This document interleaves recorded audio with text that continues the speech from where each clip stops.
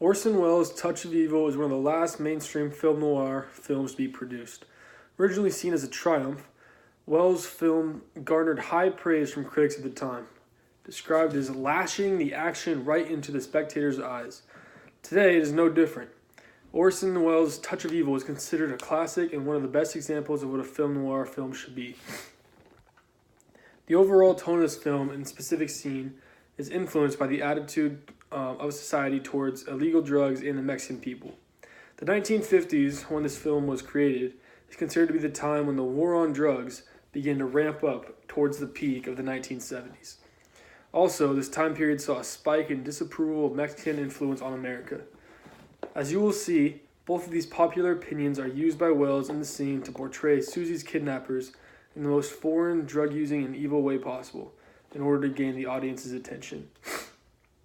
I wanted to find a scene that most clearly shows the influence of the socio-cultural climate at the time, and for that reason, I chose to analyze the scene where Vargas walks into the hotel room looking for his wife, Susie, only to find an eccentric night manager.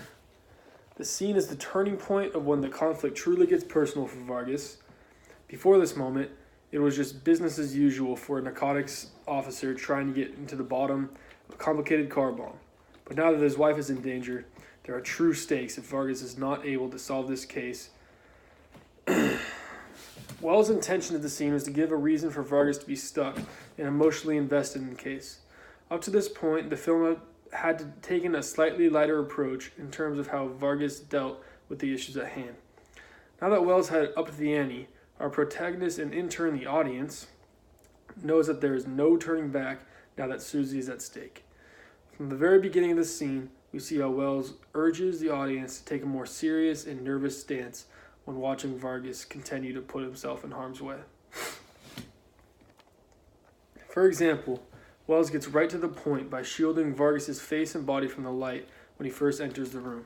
For a split second, the audience doesn't know if the gangsters are back to take out the lovable witness, only to be relieved when Vargas' distinct voice cuts through the shadows. This first move by Wells lets the audience know that this will be the start of the true suspense of the film, and not to take it lightly, even though the night manager's antics might make the scene seem silly. Wells continues this idea, with Wells leaving the whole first segment of the scene as one long shot of the two men figuring out what room Susie is in and what happened to her. This extended period of time only creates tension for the audience as we can slowly see Vargas come to the realization that something is not quite right.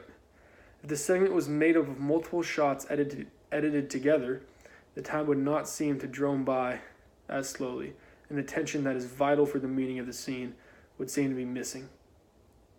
Although it may not seem like it, the eccentric night manager is not just a non-essential piece of comic relief, but actually a vital part of the meaning of the scene. In contrast to the overused, stoic, and cold nature of Vargas and most other Hollywood protagonists at the time, the night manager wears his emotions on his sleeve, allowing Orson Welles a powerful tool when trying to get across an emotion to the audience that might have gone unnoticed otherwise. As Vargas and the manager enter the trashed room, Vargas seems concerned but calm, while the night manager is running around the room in a panic. Eventually coming to the camera for a close-up, the manager sniffs a reefer and screams, giving the audience insight to how horrifying the situation actually is. Through these clever uses of film language, Orson Welles adds a tension-filled layer to the stakes of the entire film.